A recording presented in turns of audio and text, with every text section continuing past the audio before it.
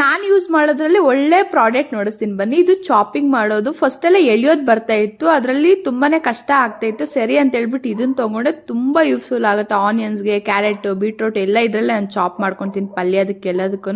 ನೋಡಿ, ಈ ತರ ಪ್ರೆಸ್ ಮಾಡಿದ್ರೆ ನೀಟಾಗಿ ಚಾಪ್ ಆಗೋಗುತ್ತೆ. ಎಷ್ಟು ಸಣ್ಣ ಬೇಕೋ ಅಷ್ಟು ಸಣ್ಣ ನಾವು ಮಾಡ್ಕೊಬಹುದು. ತುಂಬಾನೇ ಯೂಸ್ಫುಲ್ ಪ್ರಾಡಕ್ಟ್. ಬೇಕಂದ್ರೆ ತಗೊಳ್ಳಿ, ಲಿಂಕ್ ಅಂತ ಕಾಮೆಂಟ್ ಮಾಡಿ ನಿಮ್ಗೆ ಕಳ್ಸಿಕೊಡ್ತೀನಿ. ಇಲ್ಲಿ ನಾನು ಅಕ್ಕಿ ರೊಟ್ಟಿ ಮಾಡ್ತಾ ಇದ್ದೀನಿ, ಸೌತೆಕಾಯಿ ಅಕ್ಕಿ ರೊಟ್ಟಿ. ಫಸ್ಟ್ ಟೈಮ್ ಕೇಳ್ತಾ ಇರೋದಲ್ವಾ, ಡಿಫ್ರೆಂಟ್ ಆಗಿ ಅನಿಸ್ತು. ನಾನು ನೋಡಿ ಮಾಡ್ತಾ ಇದ್ದೀನಿ ಇನ್ಸ್ಟಾಗ್ರಾಮ್ ಅಲ್ಲಿ.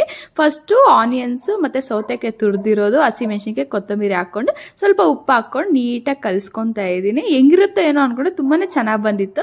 ನೆಕ್ಸ್ಟ್ ಇಲ್ಲಿ ಅಕ್ಕಿ ಹಿಟ್ಟು ತಗೊಂತಾ ಇದ್ದೀನಿ, ಪ್ಯಾಕೆಟ್ ತಗೊಂತಾ ಇದ್ದೀನಿ. ನೀವು ಮನೇಲಿ ಮಾಡಿರೋದಾದ್ರೂ ಯೂಸ್ ಮಾಡ್ಬೋದು. ಇಲ್ಲಿ ಸ್ವಲ್ಪ ನೀರು ಹಾಕೊಂಡು ನೀಟಾಗಿ ಕಲ್ಸ್ಕೊಂತಾ ಇದ್ದೀನಿ. ನಾನು ಅಷ್ಟು ಪ್ರೊಫೆಷನಲ್ ಅಲ್ಲ ಅಕ್ಕಿ ರೊಟ್ಟಿಯಲ್ಲಿ, ನನಗೆ ಬರಲ್ಲ. ನೋಡಿ, ಈ ತರ ಕಲ್ಸಿಟ್ಕೊಂಡಿದ್ದೀನಿ. ನೋಡಿ, ನಾನು ಯೂಸ್ ಮಾಡೋದು ನೋಡಿದ್ರೆ ಏನೋ ಪ್ರೊಫೆಷನಲ್ ತಟ್ಟದಂಗೆ ತಡ್ತಾ ಇದ್ದೀನಿ, ಆದ್ರೆ ನನಗೆ ಬರೋದು ಇಲ್ಲ, ತಟ್ಟೋದು ಅದ್ಮೇಲೆ ಹಾಕೋದು ಬರಲ್ಲ. ರೇರ್ ನಾನು ಮಾಡೋದು. ಅಕ್ಕಿ ರೊಟ್ಟಿ ಎಲ್ಲ ಜಾಸ್ತಿ ಮಾಡ್ಕೊಂಡು ತಿನ್ನಲ್ಲ. ಆದ್ರೆ ನೋಡಿ, ಅರ್ಧ ಮೆತ್ಕೊಂಡು ಅರ್ಧ ಕಿತ್ಕೊಂಡ್ ಬಂತು. ಆದ್ರೂ ಹೆಂಚ್ ಮೇಲೆ ಇಕ್ಕಿ ಹಂಗೆ ಸ್ಲಿಮ್ಮಲ್ಲಿ ಇಟ್ಕೊಂಡು ನೀಟಾಗಿ ಅದ್ರ ಮೇಲೆ ಕೂಡ ತಡ್ತಾ ಇದ್ದೀನಿ. ಸ್ವಲ್ಪ ದಪ್ಪನೇ ಬಂತು, ಅದ್ರ ಟೇಸ್ಟ್ ಮಾತ್ರ ತುಂಬಾನೇ ಚೆನ್ನಾಗಿ ಬಂದಿತ್ತು. ಲುಕ್ಕು ಓಕೆ, ಪರವಾಗಿಲ್ಲ, ಅದ್ರ ಟೇಸ್ಟ್ ಮಾತ್ರ ತುಂಬಾ ಚೆನ್ನಾಗಿತ್ತು.